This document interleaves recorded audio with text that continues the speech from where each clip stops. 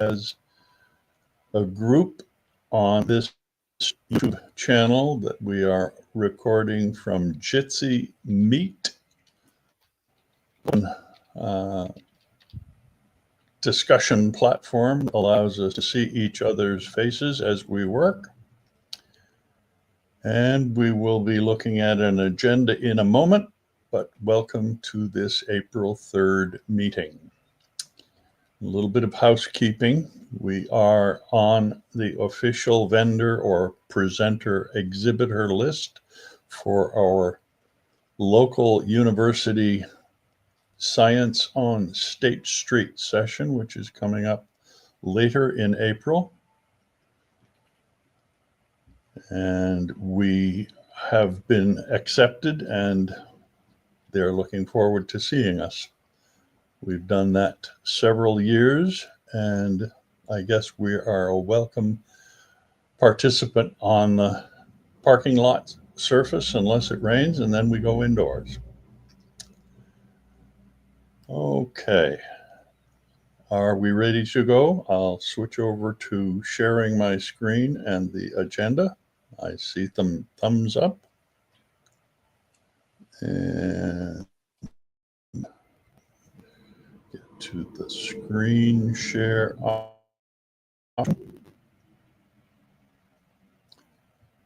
A window. Mozilla Firefox. Share. There we go. And I see that we have a window. There it is. I'm looking at it twice. Good. The introductory slide talk probably doesn't apply. We do have one. You're welcome to click through from the agenda that is online at our website, NatickFOSS.org, and click on the current meeting agenda. Archive. It is the agenda, but it's also archived going back many sessions. I think I hear somebody wanting to speak, and microphone on, please.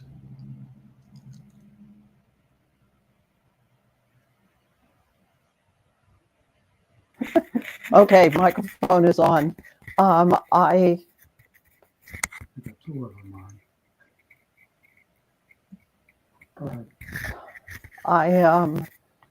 have often seen, now I'm forgetting the word for it, the little squares that you can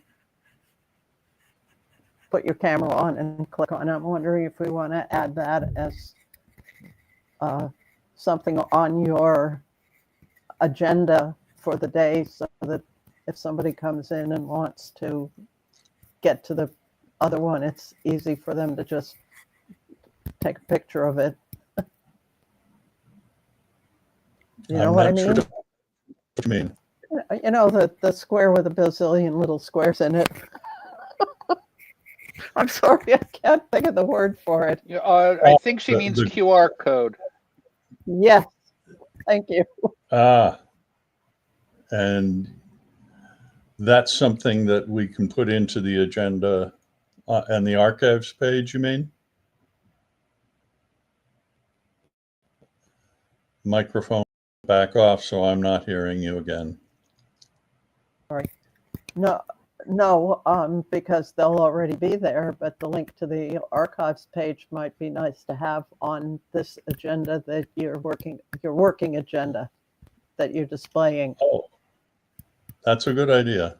Okay. Thank you. I will turn my microphone off now. Thank you. All right. The QR code will go someplace up around here, I suppose. And I'll add that in as we get the chance. For now, I don't have one to do, but I will get one set up for next month. How's that? Okay, good news in the FOSS news. the United Nations has a set of open source principles which they have put forward to encourage the members of the United Nations to use and to share and help develop and sponsor open source software that will help to make the countries of the United Nations able to operate without being in hock to some corporation that might charge exorbitant fees or might change the way the software works that would be harmful to any country using it. As a result, those principles have been published recently. You can follow this link to see them, along with recent endorsements by a broad group of FOSS organizations. And that is an exciting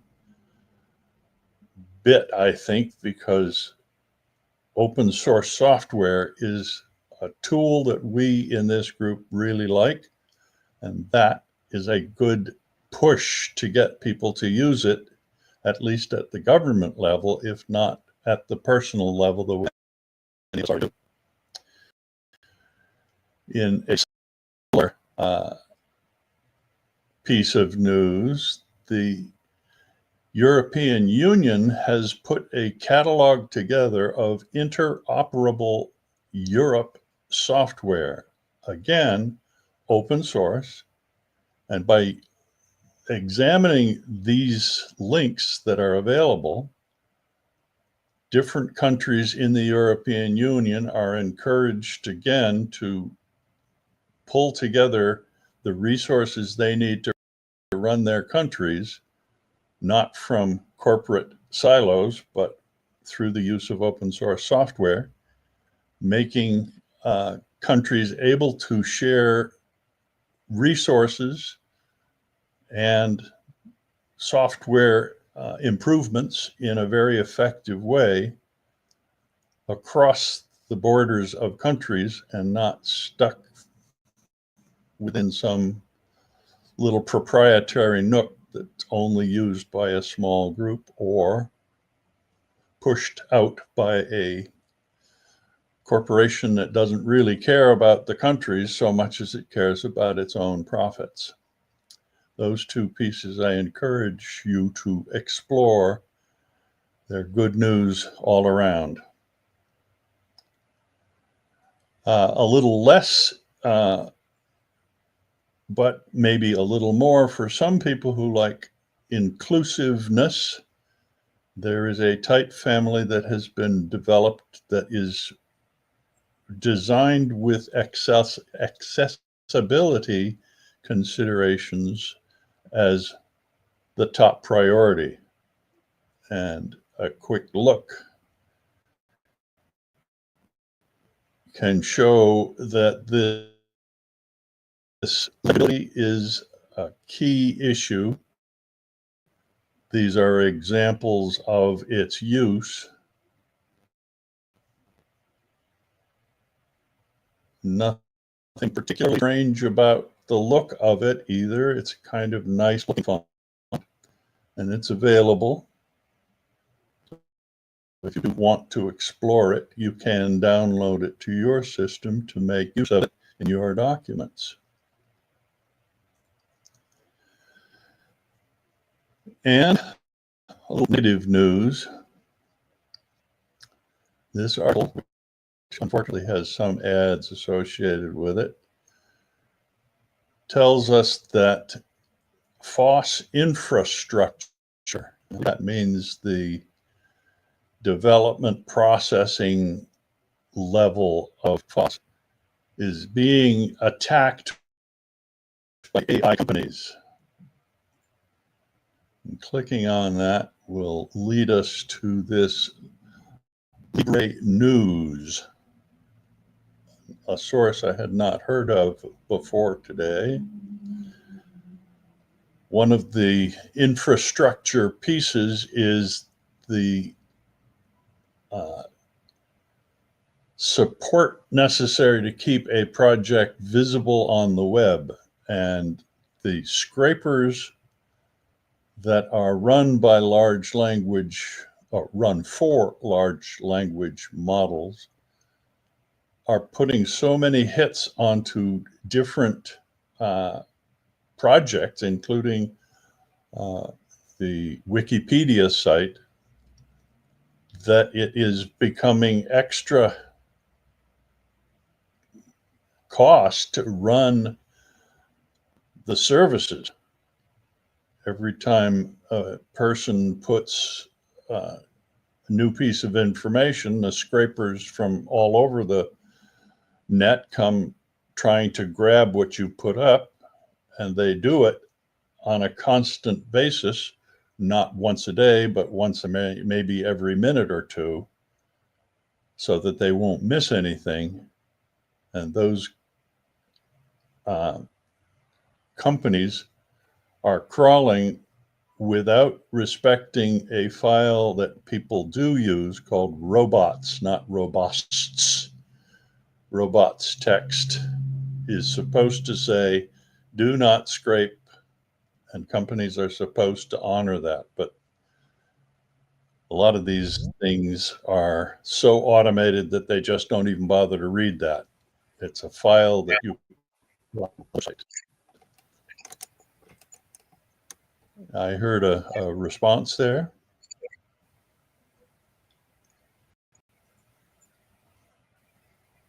Oh, that was too brief. All right. So good news, I hope, dominates over bad. All right, I think I'm hearing my own voice. So somebody's mic is open and recycling, perhaps. Okay, I think this hardware joke is worth a view. Click the link, and here it comes. Understand this anti-vax moment. VMS was a descendant operating system, and the hardware wasn't too bad either. And I think that joke works with groups like this, of people who've been around the computer scene for a long time. Yeah. The Vax was good with either VMS or several flavors of Unix on it. There we go. VAX being, if I recall correctly, a style of computer. Yeah, it was the 32-bit edition of the PDP-11 from Digital, local There company. we are. I like the reply. Knowledge. I like the reply in there. Something to do with taking away unnecessary risks. Oh, yes, oh, yes, oh, yes.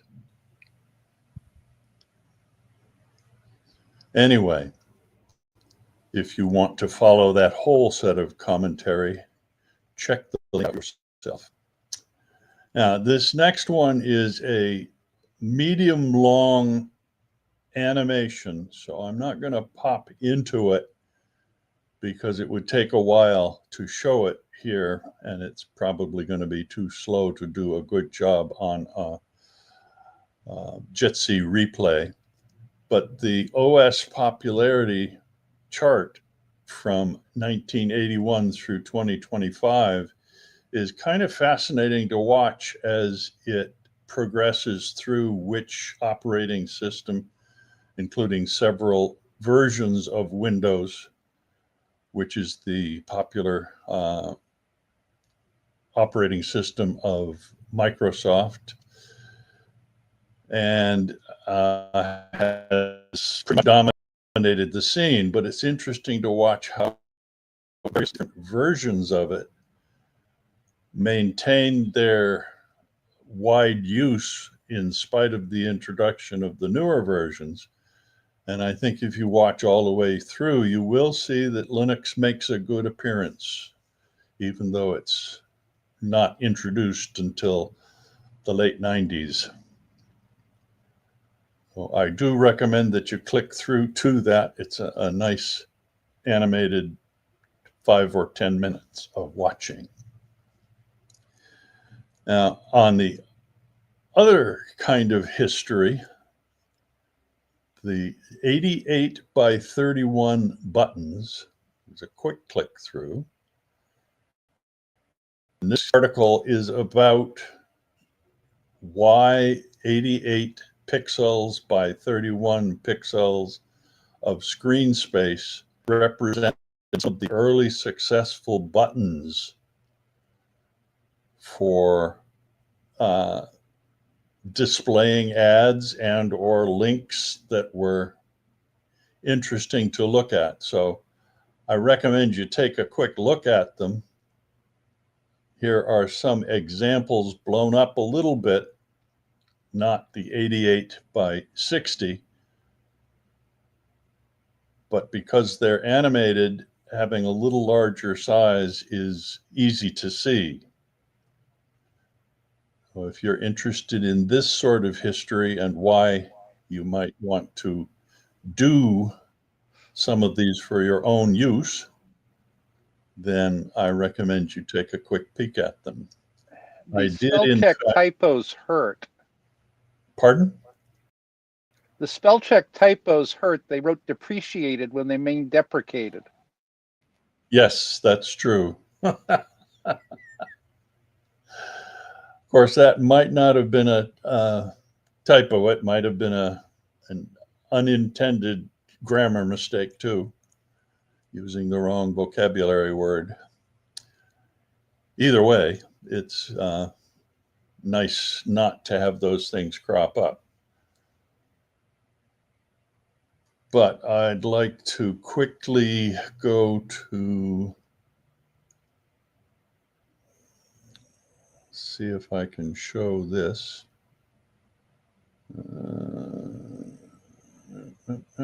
No, nope, I can't. All right. I'll see if I can bring it up later while somebody else is doing a demo. And final history note, Unicode has lots of symbols that were developed when they were useful. And this points to some of the ones that are marginally, if not totally, out of date.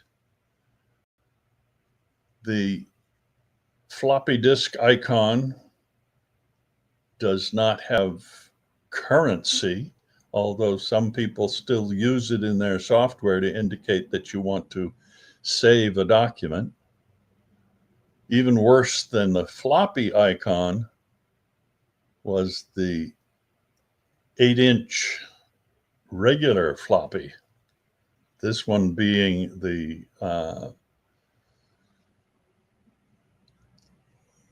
3.5, this one being 8, even though they're the same size. Well, I mean, without a banana for scale, can't tell if that's a 5 1/4 or an 8-inch. That's true. That might be a 5 1/4. I'm not going to assume the notch made out of 4 pixels is drawn to scale. That's true. And they have in Unicode, which is a universal set of symbols for typography, as a matter of fact, the pager and fax machines are really passé in this part of the world. But as you get further, you find that the phone is 5 different versions of the receiver, in spite of 2 being more than enough. These are all available in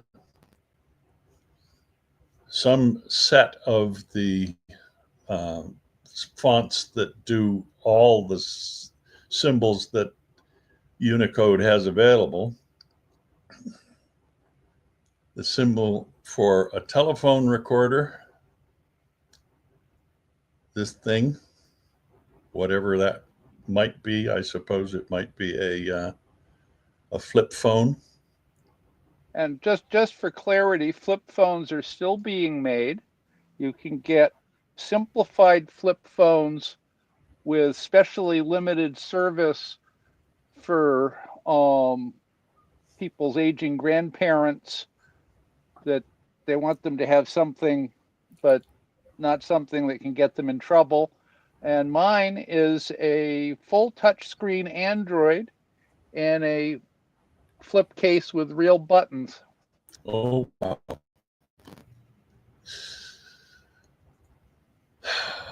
But history stays with us unless it's being actively erased by somebody. And Unicode is not in that business, I'm glad to say.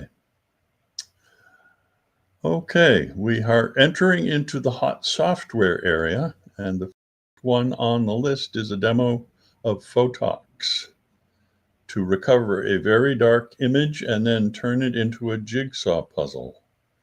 This is something we've been anticipating from Dick Miller. And Dick, are you in position to make this work? If you can hear me, I think the answer is yes. Then let me unshare my screen.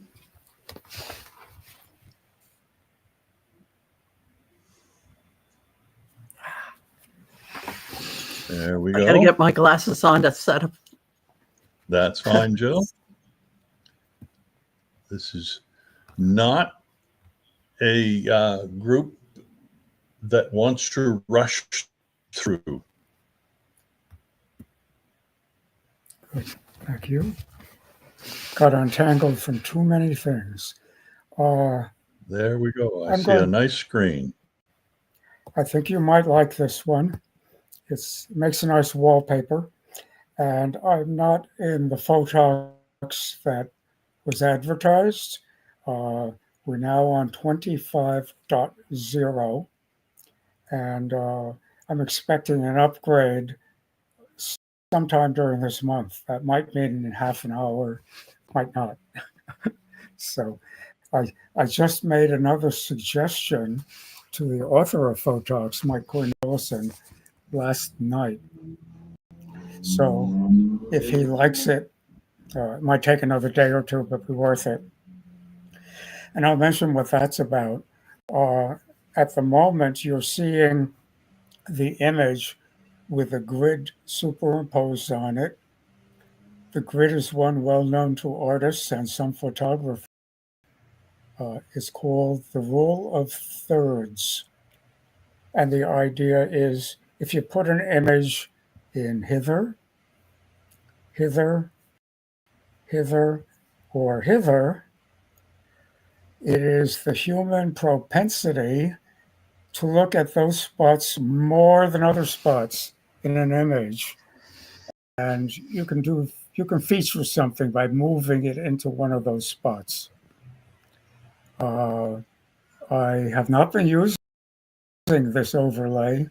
I knew about it when I was in school a long time ago, but I haven't been using it lately, other than subconsciously.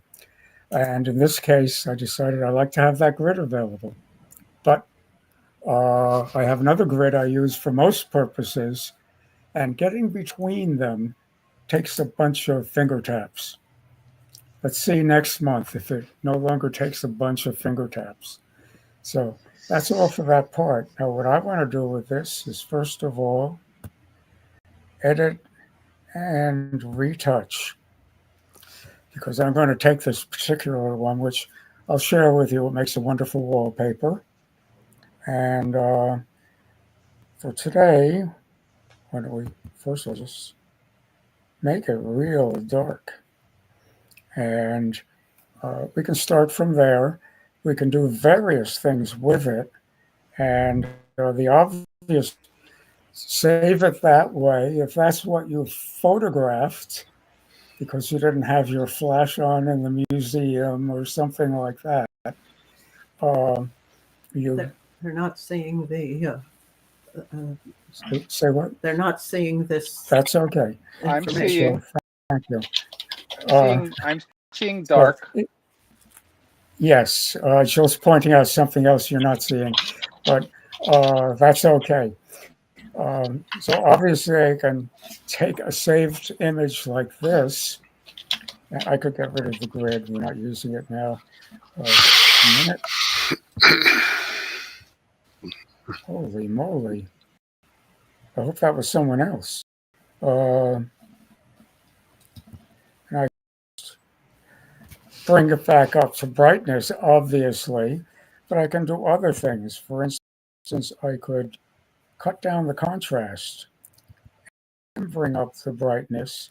This is extremely effective when you have too much contrast in the original.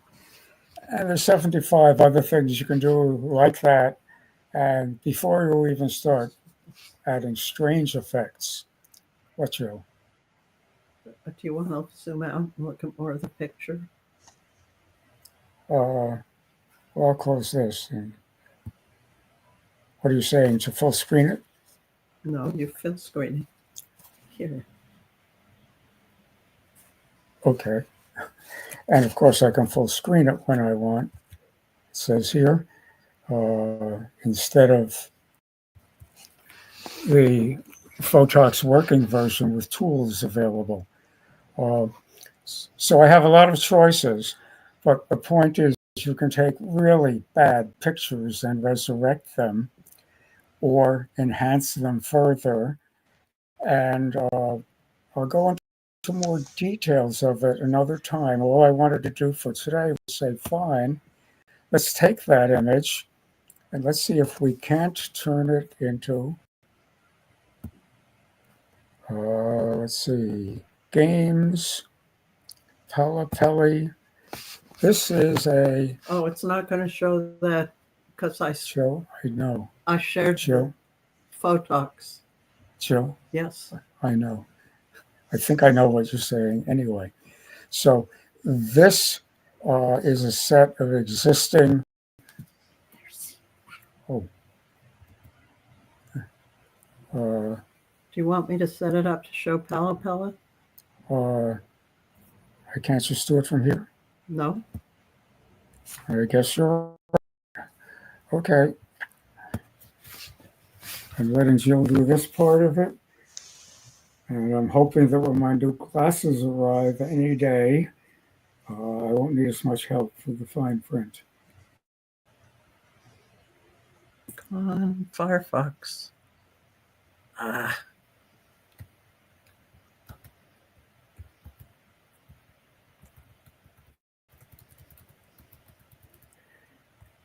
If you're running Ubuntu or Linux Mint, as I'm running, you can go into the software options and find Palapelli. No double letters in there. Palapelli. And it's one of quite a few jigsaw puzzles available in Linux. And it happens to also be able to take your image and turn it into a jigsaw puzzle, which is what I'm about to do. So I'm in Palapelli, but the way it opens up and it says, which one would you like to look at? So for instance, I could say, I'd like this jigsaw puzzle, please. And it gives you a look at it, unless you set it to not give you hints in advance. And then you can say things like restart, and there's your jigsaw puzzle ready to go. Not what I want to do. So we'll off that one and go back in. Move view settings help. Goodness gracious. I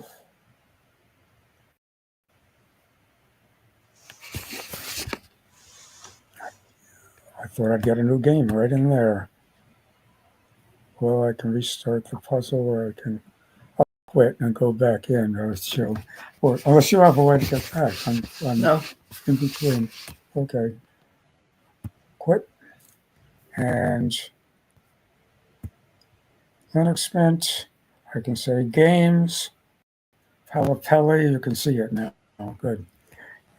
And I'll go back and try Instead of trying that, I'm going to go up the line, create new puzzle. And we'll try that. And it says, oh, I can do most anything. Tell me what it is, where it is, what its name is, any such thing. So I'll say, open the file dialog.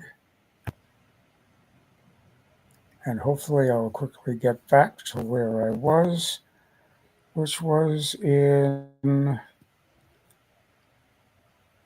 It was in Photox.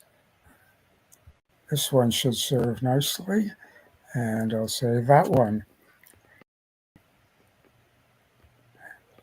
You're going to have to find this one in the... I think this opener is going to do it, isn't it? We'll find out quickly. And Windows BMP image, we could go to a JPEG. And goodness gracious, I'm not there. You need to be in Dick user data. User data. Yes, but are you seeing it? I was. So much for the...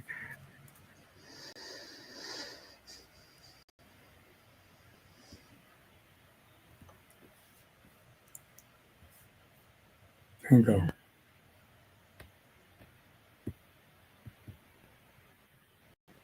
And 2025 should do it, I think. 2025. It was up there a minute ago. Oh. Do you know which one it is? I'll go look. Okay. Between us, we might get it working. And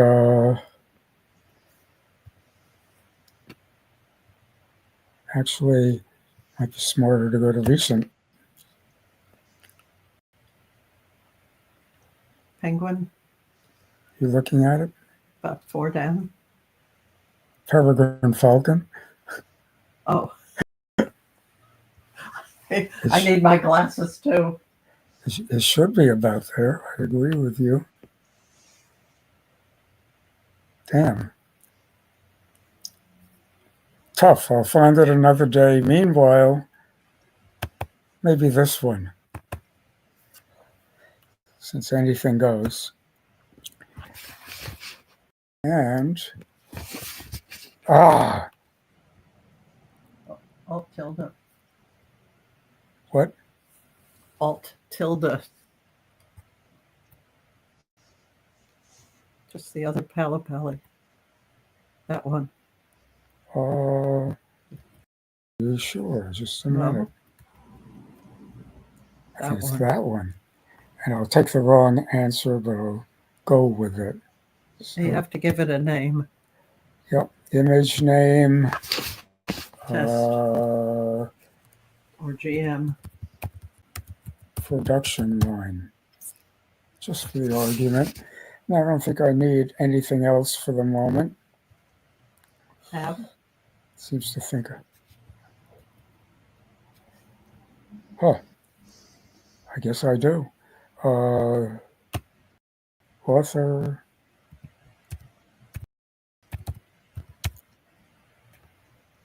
There we go. Next. It did want that. And I'll use classic jigsaw puzzle pieces, but it has a lot of other kinds of shapes, and some of them have some logic to how they arrange them. So I'll say that next. And piece count, 100 isn't a bad number if you want to get it done soon. And I'll say finish. Hello? Now you have to go to the other Pali. Nope, I just had to wait. Oh. And there it is. I guess I can get rid of this. And there's my new puzzle. Anything you want, yours, someone else's, anything you photograph, etc., etc. So I usually start by looking for a couple of corner pieces.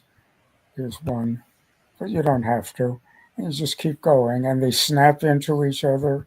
You can set how much they snap into each other, if you don't want any, or if you want a lot of it to make it very easy, so et cetera, et cetera.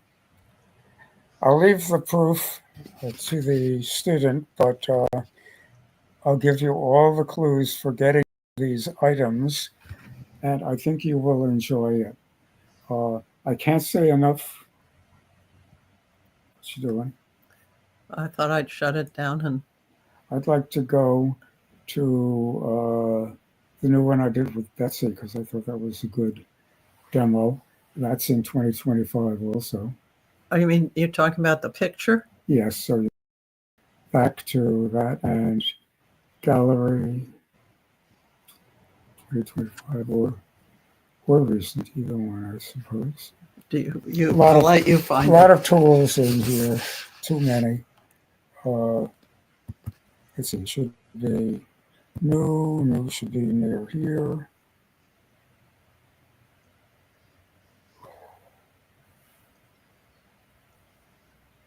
Well, let's see. I was working on it last night and possibly, there it is. The very one I'm looking for.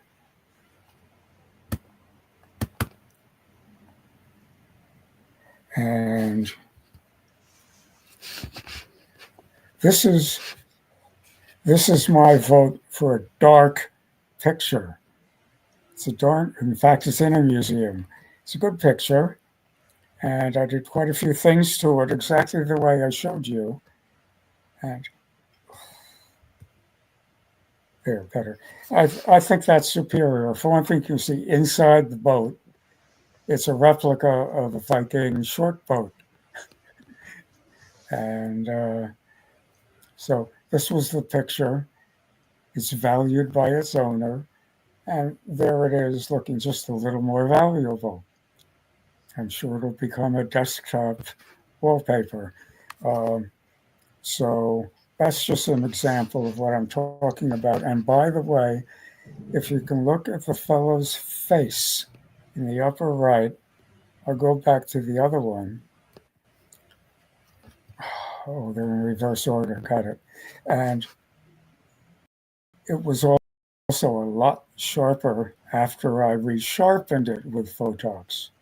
So it can do a lot of good things. Look at this picture, which is another boat picture. And this time I'll go in the correct direction. It's a lot sharper too, not just more readable. To do that, I had to cut way down on contrast before I did brightening and sharpening tricks and a few other things as well. Photox has them all, and they run very quickly. This is not a suitable photo for that rule of thirds that I mentioned. We might talk about that next month. And there's just nothing in here. I would choose to put a third of the way down. If I put his face, because I don't have a larger original to work from. If I could pull his face down to about here, I could make an interesting picture, but it'll lose most of the boat. That's the subject. There's no way the boat's going to fit into a preferred third. So you can see the puzzle on this one. You really want to start with an oversized image in most cases to do the best with those. Now, if I'm lucky, I can back off to one I also just did. Maybe it's forward from here. Yeah, this is the one. This is the production one we almost did. And here's the image after I cropped it and improved it some and made it look a little better than the original. And your average General Motors chassis assembly plant in the US 8 years ago. You won't find that going on much this year in the US. And pretty soon when it comes back to the US, it'll be getting run by computer to a huge amount. So this is about to be history. Anyway, I thought I'd try it with the other trick. And I thought the fellow in the middle is the obvious target for centering on, but I wanted to see some of the other stuff. I thought this little group was distracting while the rest of it They can't blended tell in which better. you have to use your cookie. So I thought I'd move him into here. And whoops, same trick. Nope, wrong direction. And that's the result. We attended a talk on this, and I think I'll toss it into the messages so people can read it. And then next month, maybe we can do it. But the woman who was giving the presentation turned off the image, just made the screen black. And they said 1, 2, 3, turned it on for 3 seconds, and then turned it off again and asked you where your eye went. And it was stunning. There were some exceptions, but this it's not a rule. It's a rule of thumb. It works sometimes, but it works awfully well a lot of the time. So this is one actual applied example. I'll tune in later for follow-up with the links you need, including the talk from 2 nights ago. And maybe we'll build on it with the improved version of Photox that lets me go back and forth between my different grid links just as easy as I do this. I'm just hitting the G key to turn the grid on and off in Photox. That's already there. I'm proposing a double G to put you into the mode you can get, if you know how, with a bunch of extra buttons up here. You can set them a little differently for the other mode. I don't want that. So a double tap will get me right into there with a selection of profile names for the grids. That one would obviously be rule of thirds. One would be my favorite. Anything else you want to put in there? So that's the item I hope we'll see next month. We shall see. I am done unless there are some questions. I think I'm done. So Very nice. Thank you. sharing. This one won't do it. Sharing. Turn off sharing.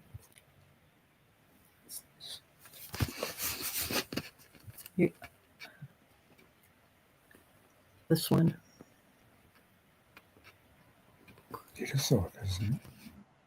Stop sharing. There we go. Very nice. Okay, I'll take a moment to thank you again, Dick, for that presentation, and go back to sharing my Mozilla Firefox to get our software list again. The second item, thank you again, Dick, is Ubuntu Home Automation. It's a thing that will get you a little bit further away from the Ring camera, which is sending everything you say back to somebody else.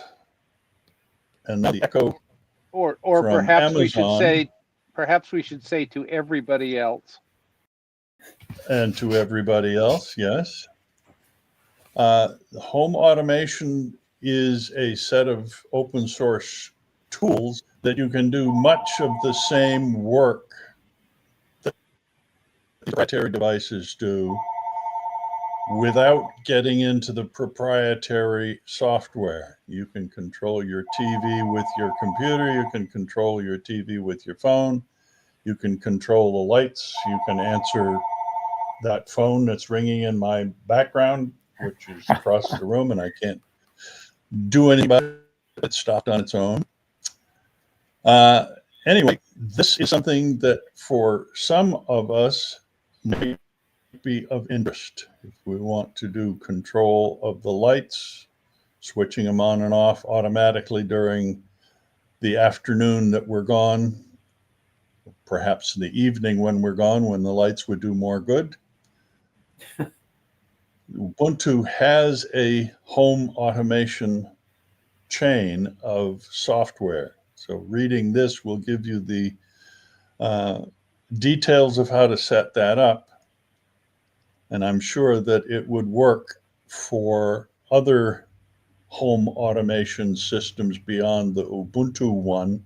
If you're using any form of Linux, it might be a little different, but this will give you the guidance to get you started. Is anybody doing this kind of thing and has experience to share with us? Now it's my other phone. We're trying to get in touch with you about your car warranty.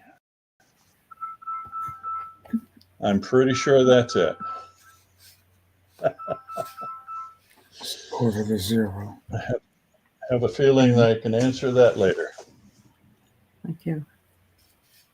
All right. Yeah, I want to turn off your mic.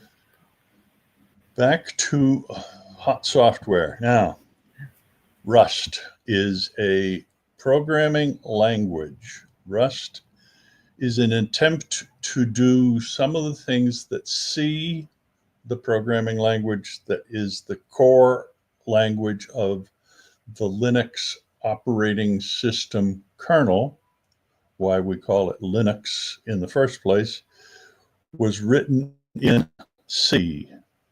And recent efforts have been made to pull Rust into the programming of Linux as a kernel.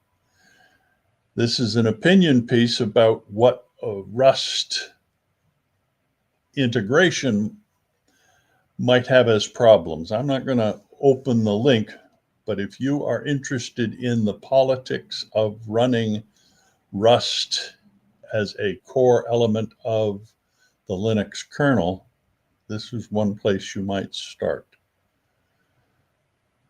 Rust has been touted, at least, as a more easily securable piece of software, that the code you write is less prone to memory overruns and things like that. I don't have any experience with Rust programming myself, so I cannot give too strong an opinion. Anybody here a Rust or C expert? I used to be a C expert, but that was in a galaxy far, far away. Jerry says he knows.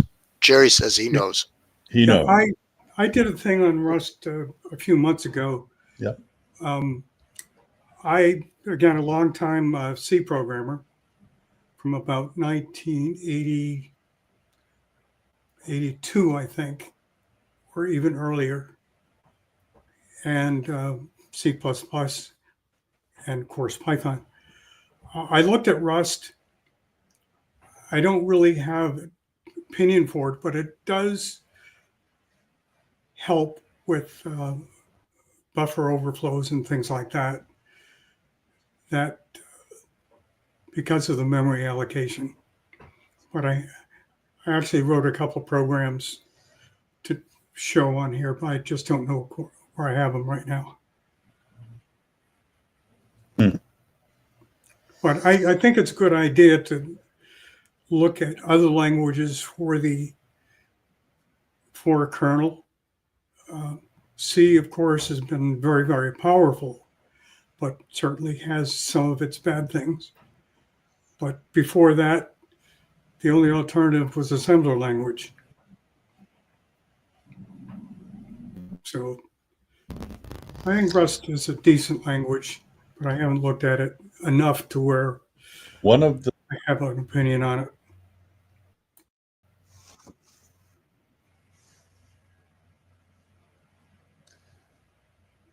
One of the things that I think I remember from either this article or one related to it was that the Rust crowd is young because it's a relatively young language compared to C. And the institutional knowledge of the C programming group is more associated with those who have been at it since 80s of last century. And they're not going to be ready to keep up with the Rust kids. So there's a political dynamic there going on between the expertise level of the older programmers who are satisfied with the way C works and the newer crowd that are preparing to run the world using Rust instead. And there's a dynamic there that probably won't affect too many of us as a user directly, but might have an impact on the programming of all sorts of things, just the way COBOL is almost an arcane language, and hiring a COBOL programmer is like trying to find archaeological items in a dig. They're there, but do you want to hire a guy that's 75 years old? That's kind of the problem. Anyway, on to the next item.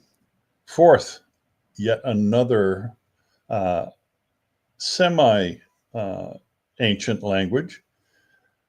This person in the Wired article suggests that fourth is the language that someone should learn in order to prevent the meltdown that might come with hardware becoming scarce.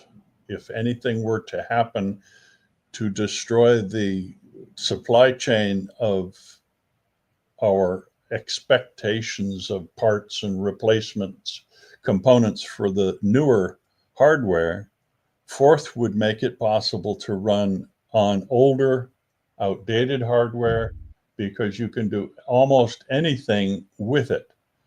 Now, of course, you have to learn the programming of fourth and have the expertise to get to it, but this guy proposes that fourth is the answer. And I know Dick had a very long association with fourth before it became more practical to move on. That's how I met Dick There you go. when I was at Raytheon Data Systems. Yeah. We needed a high level a few people language. know, a few people know what. Should I be going or not? I guess so. Miller Microcomputer Services started when a affordable computer that could do real work could be taken home with you. They weren't big anymore. They weren't running on vacuum tubes anymore, etc. And they weren't costing a fortune. We got them home, and we found out exactly what this fellow was predicting for the next round. They run, but you can't put all your old applications onto them. The supporting operating system, the applications, all much too big for this new limited size piece of equipment and limited speed also. Fourth was the answer for us. And I hear him perfectly because we started early enough to feel that pinch. His argument is the big fancy new computers won't be able to run the lack of all kinds of things.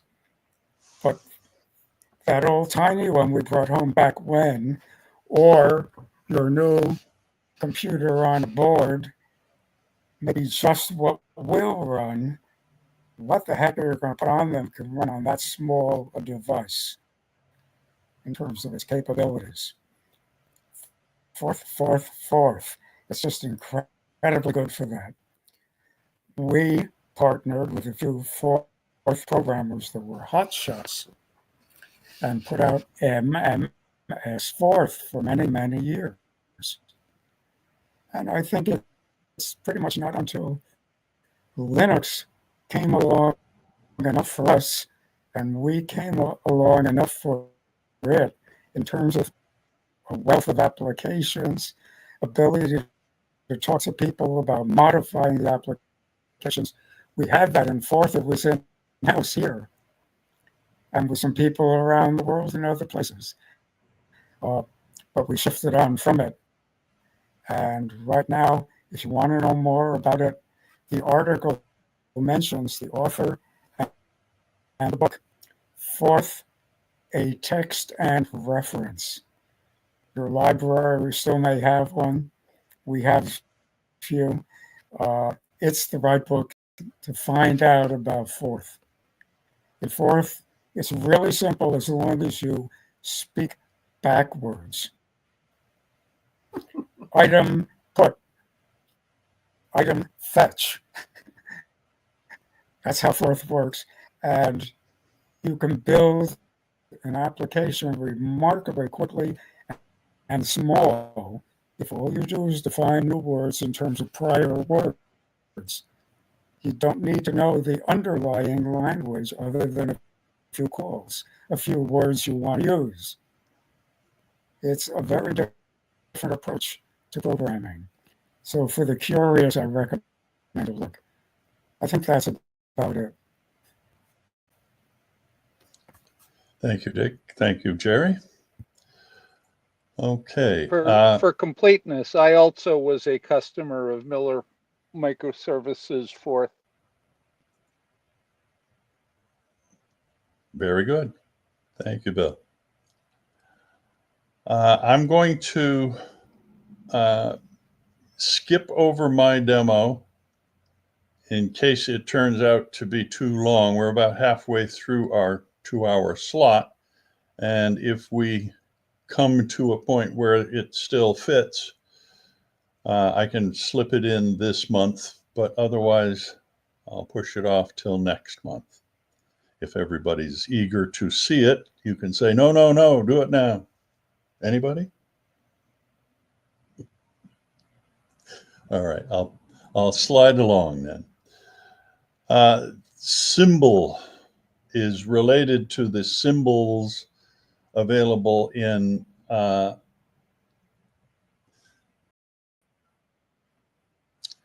thank you, Dennis. Symbol is I think, very early version of something that is going to possibly make people's development life easier. If you are doing a new website, or if you're designing a brochure, if you want to include little images that represent other things in a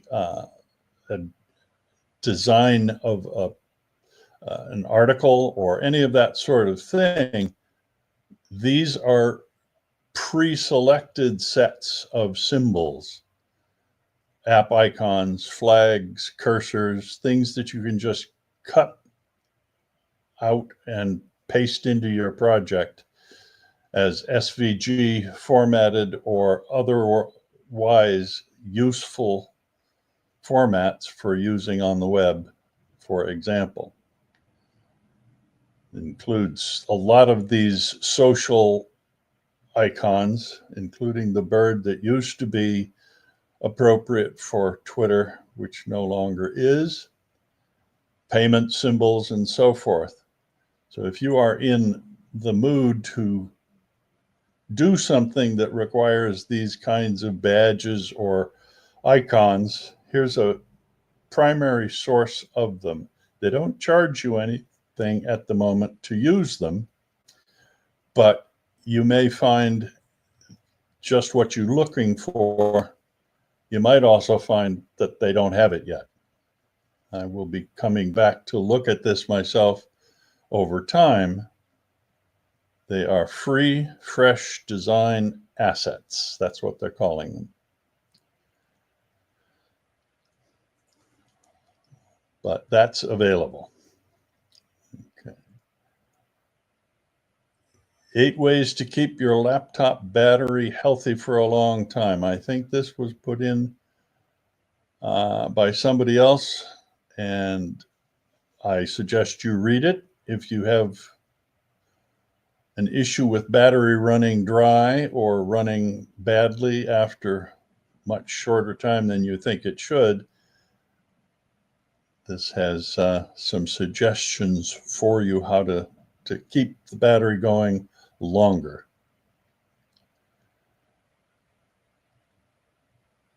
On the internet front, we have a California bill that would force internet service providers to offer 100 megabits per second for only $15 a month. There's similar legislation that has been introduced in Massachusetts and in Vermont. The one in New York is a little bit famous because AT&T has said they're just not going to offer anything at all to New Yorkers because they won't meet this $15 a month request.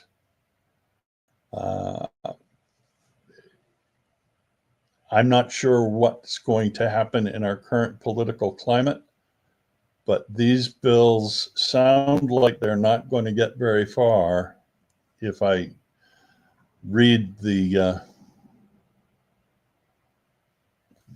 mood of the country at the moment, unless there's a lot of clamor by the people to get this.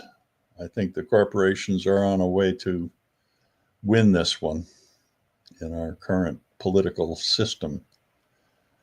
Any comments on that problem, that effort? Anybody involved in trying to get one of these bills passed?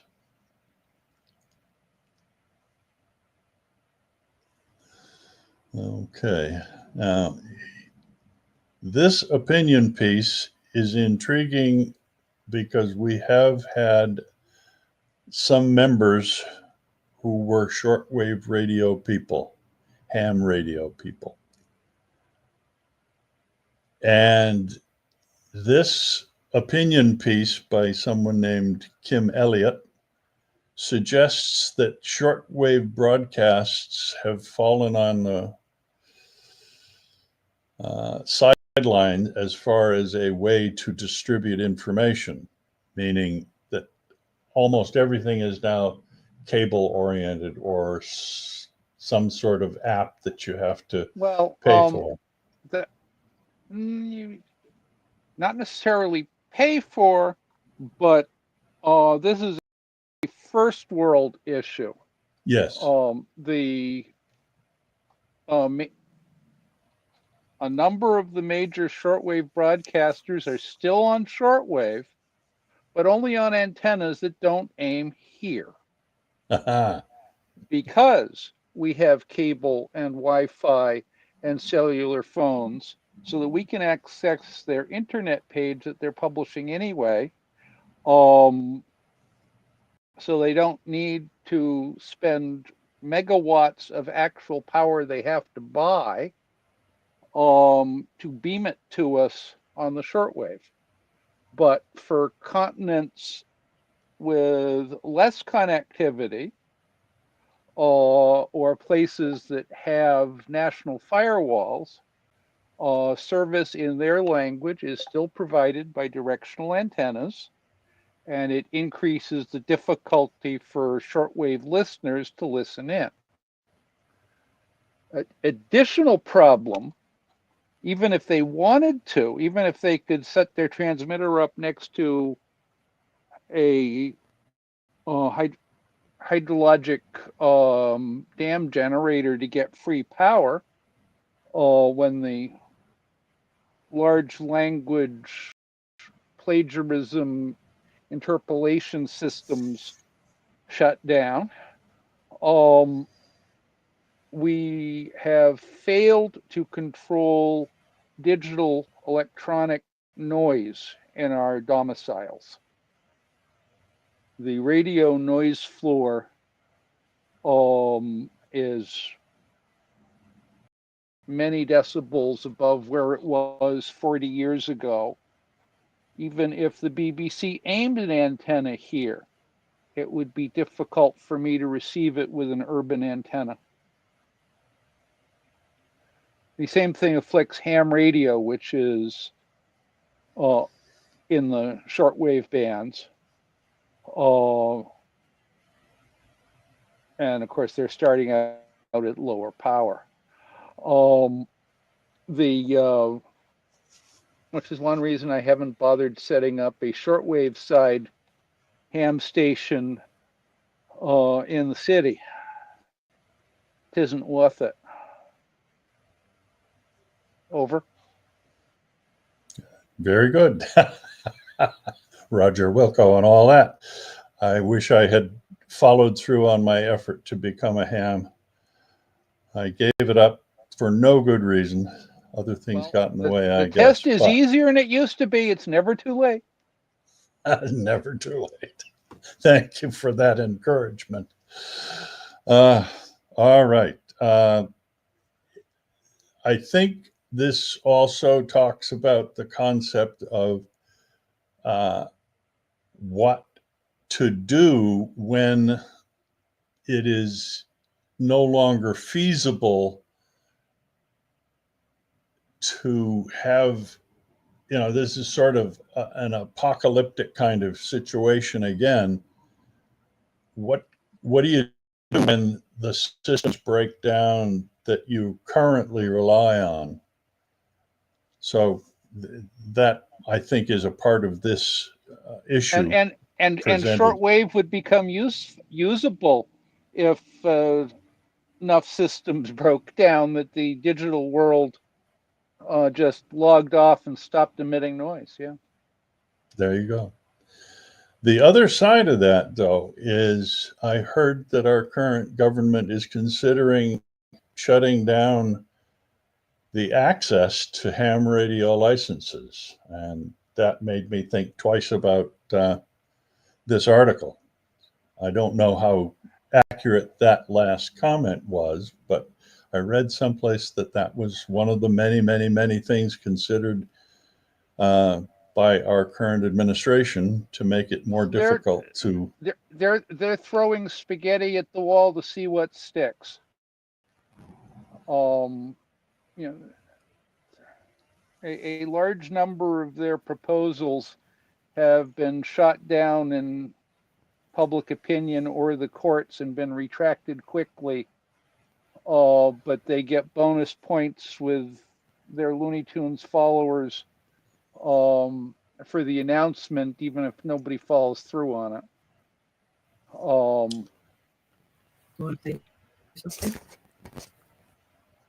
Raise your hand down here. Hello. Yes. I can add that our current used to be in an administration. I'm not sure what the word is. But everyone that counts in it has fallen under the command of somebody or other who A, doesn't know much, and B, is loyal to Trump. Those are two requirements. And they are currently proposing through our new version of the CIA to outlaw the government use of open source. That's exactly the problem with shortwave also. It's not owned by someone they can control. So it's a serious issue. I think we covered it earlier, but this is about it also. We have to push for that not to happen. The funny thing there is the secure messaging app that isn't secure enough for classified data that they accidentally invited a reporter to is an open source application with audited cryptography. Crazy business, or not business. And the problem, the reason that it shouldn't be used for classified information is A, it's not a cryptography set that is authorized for classified use. and B, the phone you're using it on isn't ruggedized, authorized for classified use to make it difficult for you to make the sort of stupid mistake of inviting the wrong Jeffrey Gold whatever into the chat, as opposed to the Gold something else.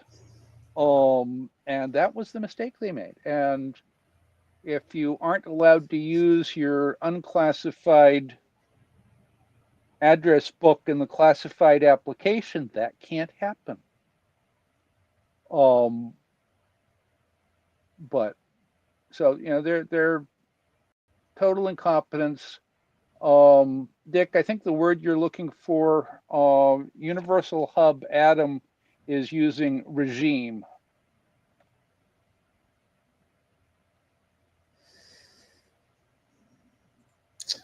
All right. Computer security, privacy, and freedom was a nice segue to that last item. And if you are looking for accessible and available audio sources, you want ones that are digital, restriction managed, free. You don't want them to be unable to be listened to on your personal audio devices. And defective by design is one of those things being worked on by the Free Software Foundation. And this lists audio sources in particular,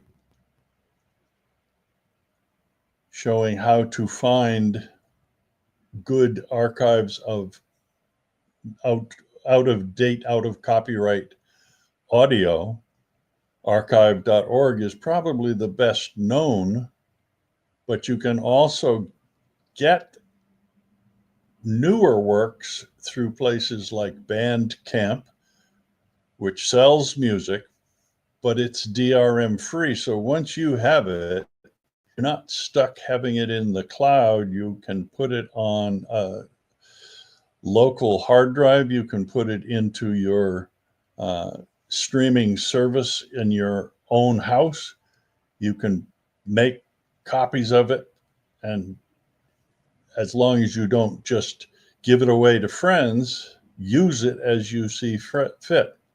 There are also other ones listed here, including many that are considered stores. You can see that a few of the ones that were once listed no longer are. Some of them have gone out of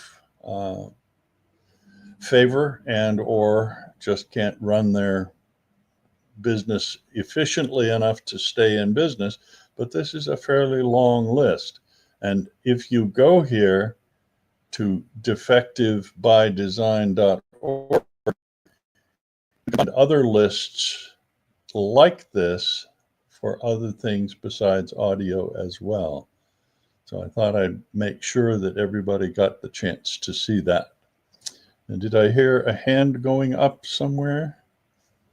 No, it was some other system noise that I heard. Okay. Kindle is an Amazon company.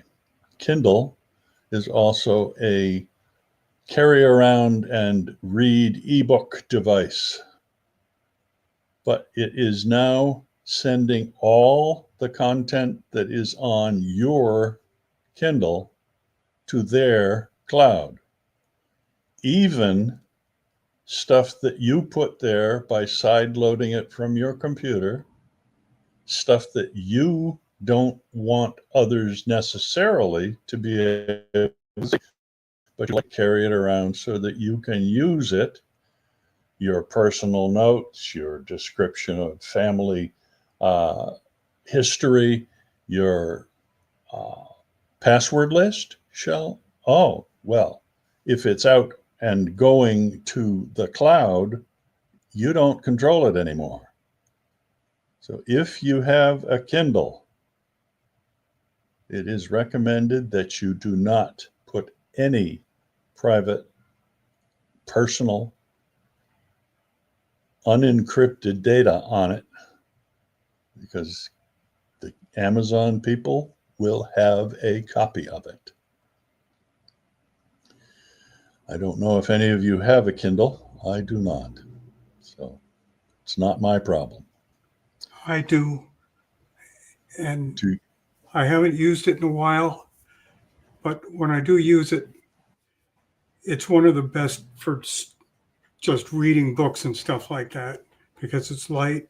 You can take it on the beach, and the battery has a very long longevity. and Aside I from don't those necessarily. aside from those DRM issues above. Yes. Yeah, I don't keep anything on it that's not a book that I've downloaded. Yes, but books that you've paid for that they decide you're no longer eligible for, they can erase. It's True. not it you don't own a Kindle book the way you own a paper book sitting on the shelf within arm's reach. We That is don't. true. Go ahead, Jerry. Oh, I think you said that Yeah. is true. Yeah, that is true, is what I said. Yeah. All right. I tend to talk over everybody, and I apologize for that. All right. If you own a cell phone and you go some places, you are going to be trying to communicate by connecting to a cell phone tower. Those hubs then retransmit your cell phone signal to the person you're calling, who might happen to be in another state or even across a border into another country. And if you are in some locations, it is possible for somebody to set up a fake tower, and you are then being transmitting your conversation through somebody else's fake tower. They simulate the same signals that a regular AT&T or T-Mobile tower broadcasts, so they make your phone think, oh, connect here, you're getting out in a normal way. And somebody has written an open source software called Ray Hunter that will help you detect that kind of false signal. I don't know enough about it to give serious feedback. I don't know. Does anybody here have more knowledge than I? I do have Yeah, a question. I do have a question. Is this similar to a man-in-the-middle attack? It is the reverse. It's an attempt to identify a man-in-the-middle attack. Yes. Well, These, the stingrays aren't exactly man in the middle because they don't actually connect your call. They typically just drop it. But you could imagine an advanced one that connected your call and decrypted it and re-encrypted it or something. But mostly they're just tracking who was where, so they get you to attempt to connect to it by pretending to be closer than the actual cell. But it's nice to see coming up with a way to track the trackers. Key custodi custodius, or whatever the Latin is. Jill raised her hand. Go, Jill. Yeah, this sounds sort of like the cell phone spying guy is like somebody who's tapping your phone, your landline. Am I correct with that? Or is it, or what else might it be? I think Bill said that it's less a conversations theft than it is a tracking of where your cell phone is by capturing your attempt to hook up to a tower. When you attempt to hook up to a tower, you actually are locatable by where you are, which tower is picking you up. And the Stingray software that is run on these fake hubs, fake towers, is tracking your location so that they can identify your phone and say, this is Jill, she's in Natick now, but she's left, she's gone toward Framingham. Now she's going here, and we're driving our black SUV of some unknown brand that she's really hooking up to us, and we know where she is because her cell phone is connecting to our fake tower as we are. That's the driving. SUV with the tinted windows, right? Very tinted windows, yes. And no Thank you. markings whatsoever except maybe an extra antenna or two. All right.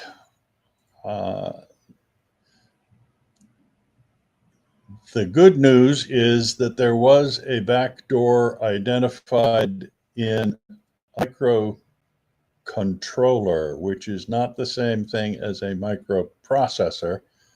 Microcontrollers are the kind of integrated circuit that can be programmed to do 100 or 1,000 different jobs and are put into modems and into temperature sensors and into weather stations and into device that turns your lights on and off. And those are typically known by their generic name, the ESP32. And somebody determined that there was a back door, but it turns out that the back door is only accessible if you actually are standing at the device with access to program it. So it's not a web issue that was the original worry. So if you hand your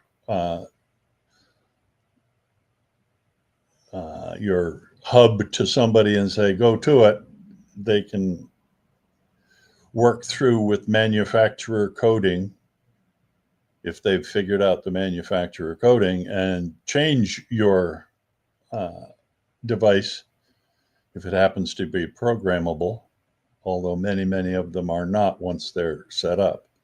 Anyway, the good news is that it wasn't as big a deal as everybody initially thought it was. And that's better to report as good news than bad, I think. And I think the next one is the other half of an earlier comment that we made.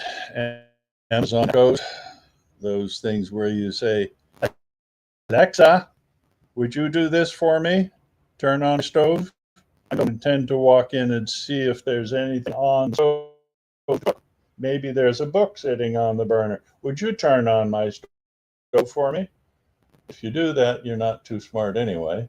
But not only is that Alexa listening for your commands, as of times, all of conversation that goes on in your house in the proximity to your Echo device will go to the cloud. Good night. I don't own one, never wanted one, and now I don't think I will ever buy one. Anybody have one? Are you still going to use it tomorrow? Our TV came with it. We did not activate it. I hope that that's all that it took, that you can, in Me fact, too. disable it that way. Me too. I don't know. Yeah. I don't want my TV listening to me. I make a lot of dumb comments.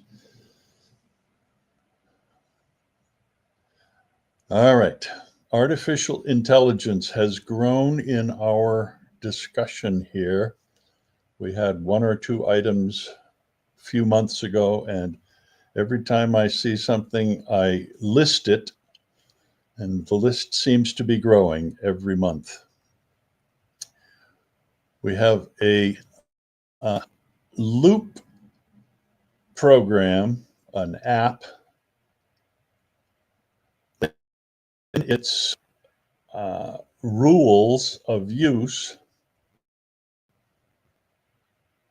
does not allow any of its materials, whether written or audio or visual, to be created by the use of generative AI. That's the kind of thing that makes artificial movies. That's the kind of thing that writes summaries of all the articles that have been read by the LLM, large language model, and then generates text or pictures or movies or audio. And Loop, this program, has said no, do not, if you are contributing, do not use tools like ChatGPT, Claude, Copilot, DeepSeek, Devon AI, or others like it. They do not want AI in their work. And because this is a GNOME project, they are hoping that the rest of the GNOME project will take a similar policy to heart and make that true for all of GNOME software. It sounds like a good move. And this particular Loop software may be the spearhead that gets that to happen in GNOME. I don't know if your environments are considering it. Sounds like a good plan to me. Did I hear a hand? No, I don't see any hands up. Okay. I just want to mention, since you did, we've had a couple of BLU meetings that were focused strictly on AI. You can go back. The last one was on DeepSeek, which was last month with Brian DeLacy, and he generated a couple of programs with it in Python. So you can go over to the BLU site and see some of those videos if you want to. Thank you very much. And I can rant for half an hour on why it's just not something anybody ought to be doing.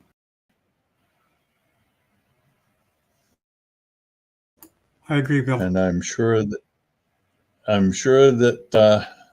he would agree with you, Bill. Okay. Let's get here. Interesting data suggests that AI solutions, I didn't get a good click on that,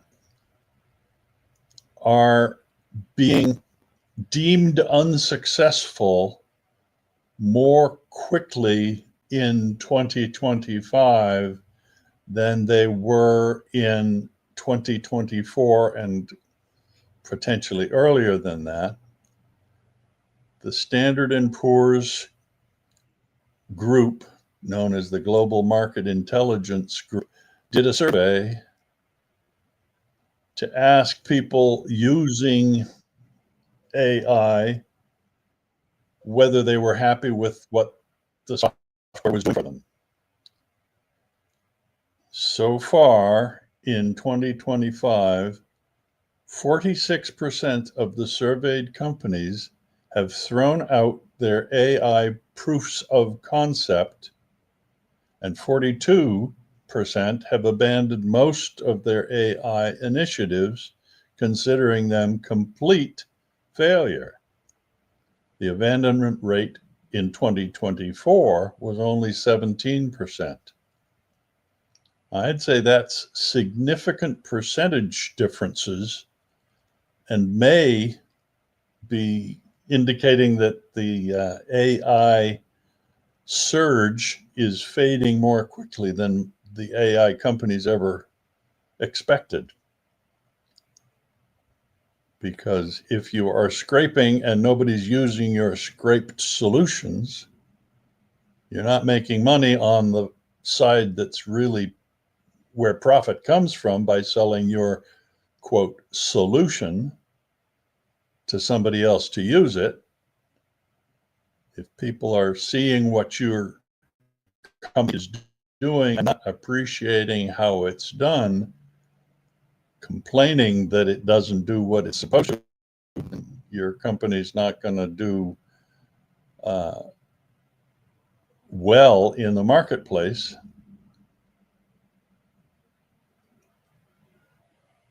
However, full 40% of the companies said that generative AI was fully integrated across the organization.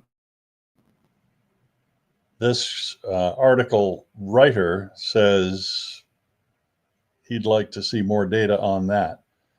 I don't know whether that says as much about the success or failure as he wanted to suggest, but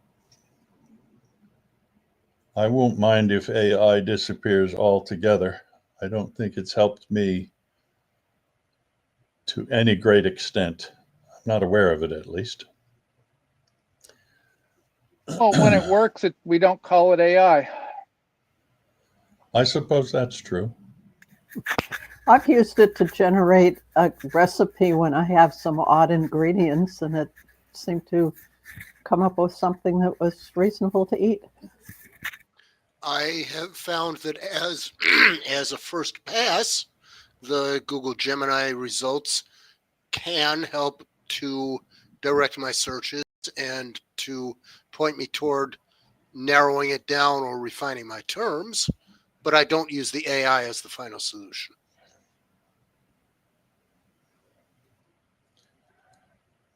In your recipes, Jill, does the word mushroom come up ever?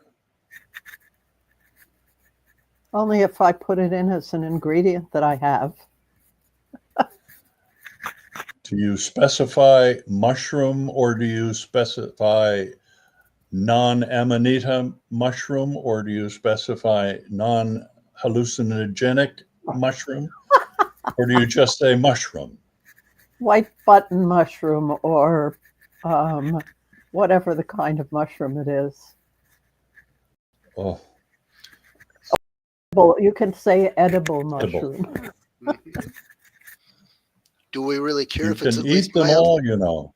Just some will kill you. Insects.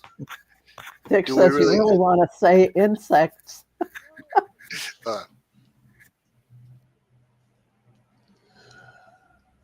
Yes.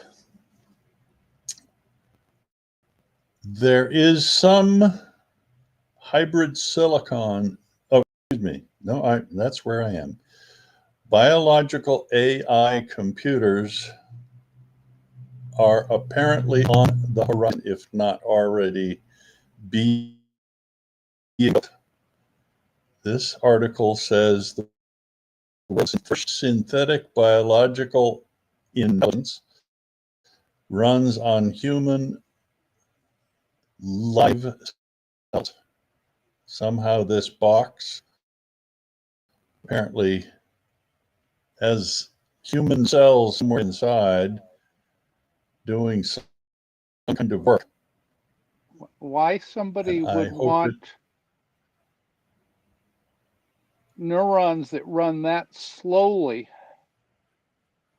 in an external system is somewhat beyond me. I could see a medical application where you're trying to allow someone to move a muscle, for example, that they can no longer move under their own will. But then you want it implantable, not in a box on the shelf. They're selling this for artificial intelligence, large language generative garbage systems, and I'm sorry, that's going to be slower than running it on a spare graphics card. Correct. I mean, if you want nonsense, at least make it fast nonsense. This is, I mean, I wasn't paying attention when Minsky first suggested neural net computation in the computer, but the last two times it's come around, it's been nonsense, and it's still nonsense. Deep breath, long sigh. I don't know how quickly we'll get out of this, but it's going to be somebody's dream for a while, I think. Intriguing article here that definitely tunes in on a concept that we worry about these days, that mainstream AI is a fascist project. I think you want to read this and think beyond the question of large language models. I'm offended at calling large language generative garbage systems mainstream. That's a good point. But it is the case that both generative large language and correlative learning systems that are a little more honest about their statistical nature than the neural network learning systems will perpetuate the biases from their training set. If you give any of these systems a stack of resumes that you called in for an interview, that you hired, or that you didn't call in for an interview, or you chose not to hire after interviewing, it will learn what you think of Spanish surnames without your telling it. Mm-hmm.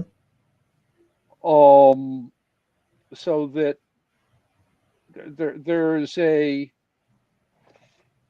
inherent preserve the entrenched power, which bias in the unintentional trained systems of several varieties, which is why I've said for quite a few years that any such system that doesn't have a truly explanatory explain function, and ChatGPT, etc., extrapolating a new hallucination that appears to explain their previous utterance and then refusing to learn when you tell them they're wrong, doesn't count as explaining. It's not an audit trace of how this system made the decision, and how that traces back to its training. It shouldn't be used in any legally regulated or ethically charged situation at all. And it's just, but I'm not sure, supporting the entrenched privilege is the precise meaning of fascist. The words have meaning, and that's not it. They are, somewhat parallel, somewhat aligned. But not all implicit racism is fascist. It's still to be avoided and denounced, but The article simply speaks about eugenics and about white racism. well, it's they are connected.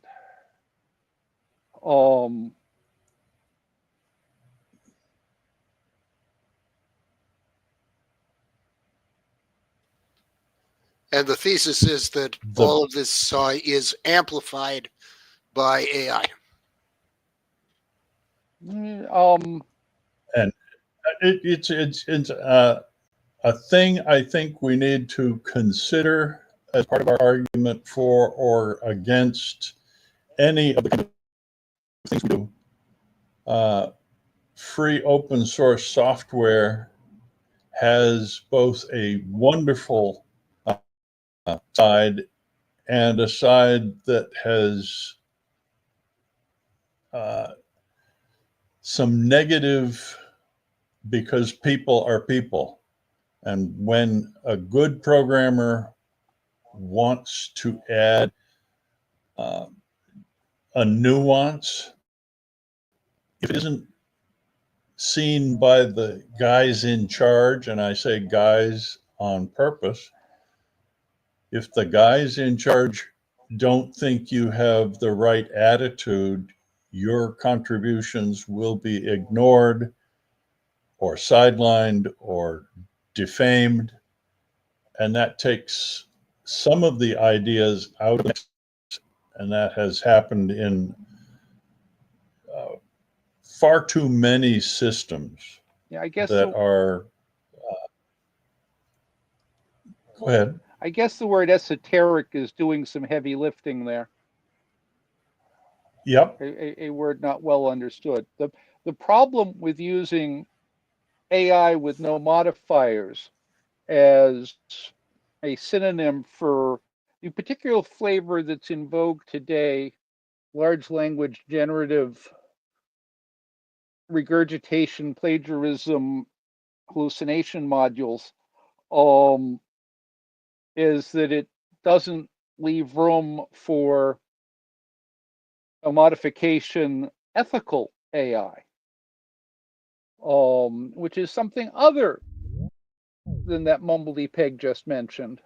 I got dropped. I'm sorry. Yes, you did, but you're back. It is possible to do ethical AI. That doesn't happen to be what the market is rewarding at the moment. The market needs to punish unethical AI and reward ethical AI. Explanations and audit trails are one way you might recognize an ethical AI.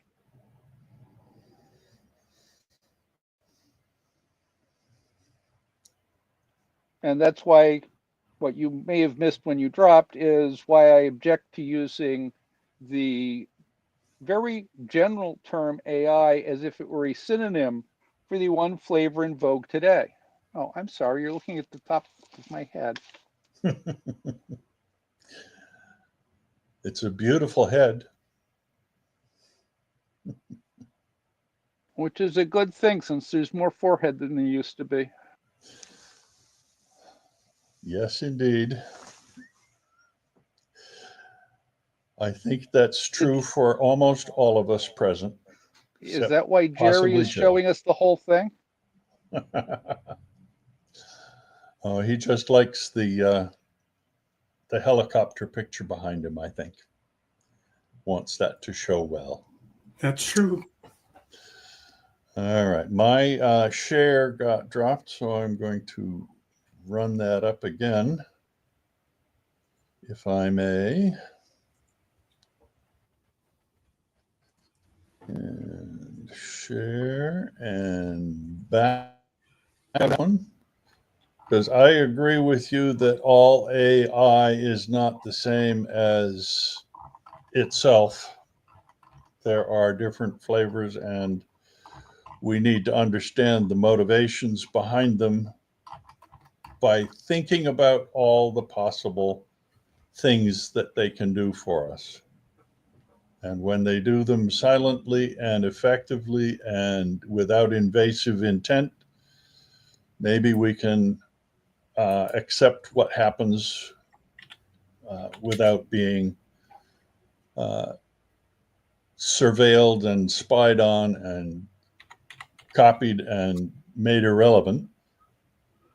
But when they poke their noses in and do things that we don't want, I think we should be prepared to realize that, and at least think about the problems, not just let them happen, as I think this group typically wants to do. We want to analyze the value of what we are offered and come up with a best solution to our needs. That's why we've chosen free open source software instead of an operating system and a pile of software that we don't control in any way whatsoever. Okay, this next one suggests that Pravda, the network from Russia, has been injecting AI propaganda or Russian propaganda into AI models intentionally over time. And that's part of, I think, the last topic. If you have interest in the issue, follow that link. Cloudflare is, I believe, mostly known for its content delivery and storage for lots and lots and lots of sites.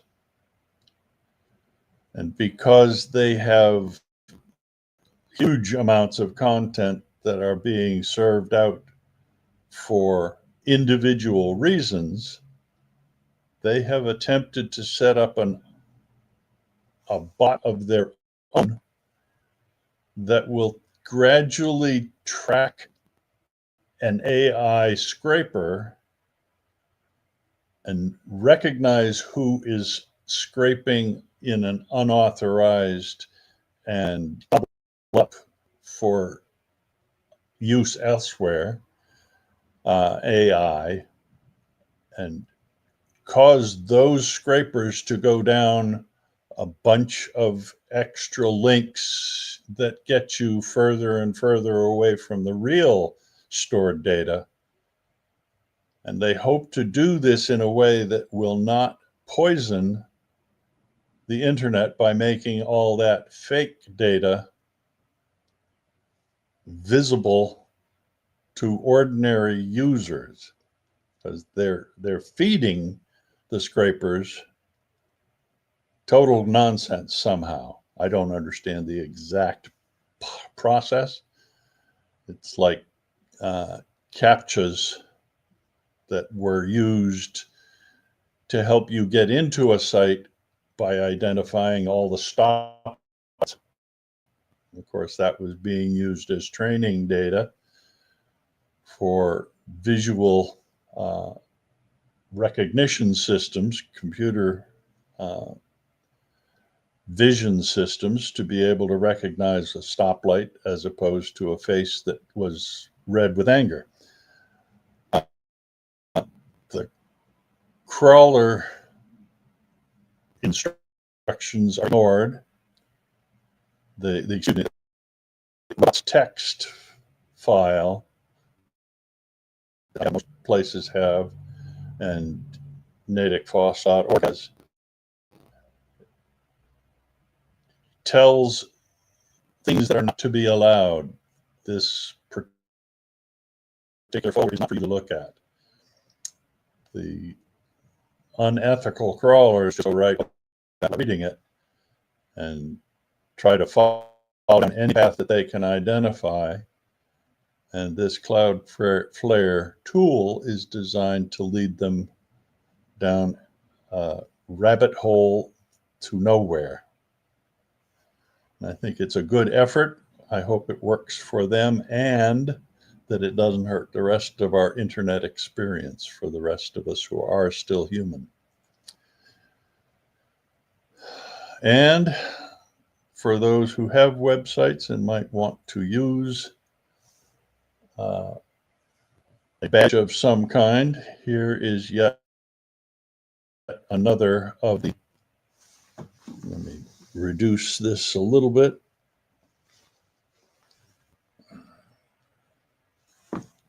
Certified AI free. There you go. You can probably see that on your screen better. This is available. Person at the Substack of Colibri is offering this up for you to put on your website if you don't already have something. We've already seen a couple from last month, and I just thought I'd add this in. Okay, I heard a hand, and it is from Jill. Yeah, I'm a little confused. Does this mean that your website has never been scraped by an AI bot, or does this mean that you're not following the people that look at your website?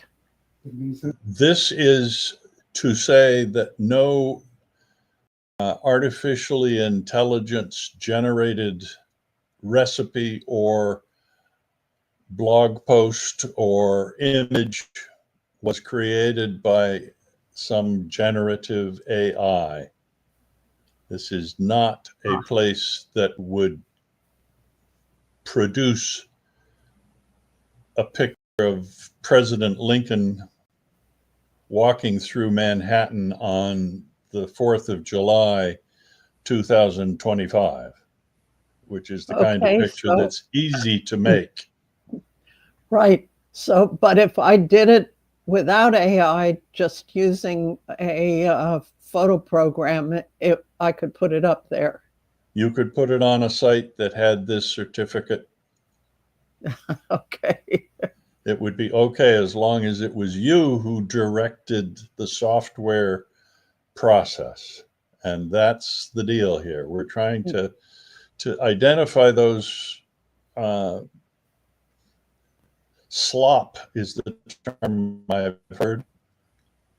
Things that are created by a prompt, a picture of Abraham Lincoln walking through Manhattan on the 4th of July, 2024 was not real. It's slop, and it's maybe obvious slop. What does SLOP stand for? SLOP. Yeah. That's just Oh, kind it's of not another an word for acronym. garbage. No, it's not an acronym. It's just a term somebody has suggested that anything created by the artificial intelligence method, the generative AI method, no matter how good it looks, it's still garbage, no matter what it is, no matter how effective it looks. All the images done in somebody else's style. There's a big deal about the Ghibli Studios, I think is how it's pronounced, a Japanese company, GHIBLI, produces videos with lots of cute images, and they're reasonably famous for some of their movies, I guess. And there's a new Chat GPT Ghibli Studio setup available, and you can specify that you want something to be done in that style, which you then dump out onto your web experience through social media or wherever you publish. And everybody's supposed to be wowed by how professional and cute it looks. And the main author of the work at that studio has complained that it's just it's like killing the human spirit to watch this garbage go by that purports to be in the style of his work. It's a Japanese Okay. name, and I don't remember specific. It's something like Miyazaki or something of that sort. I don't know the videos that are produced from the studio, but he's up in Thank you arms for the about it. explanation. Yep. So I'm against AI slop, as I've said before. And if you have something that you want to look and certify as being not produced as slop, this thing is available, among others. Okay, I believe we have come close to our 2 hours, and I do hope that we got a good set of topics out of this month's agenda.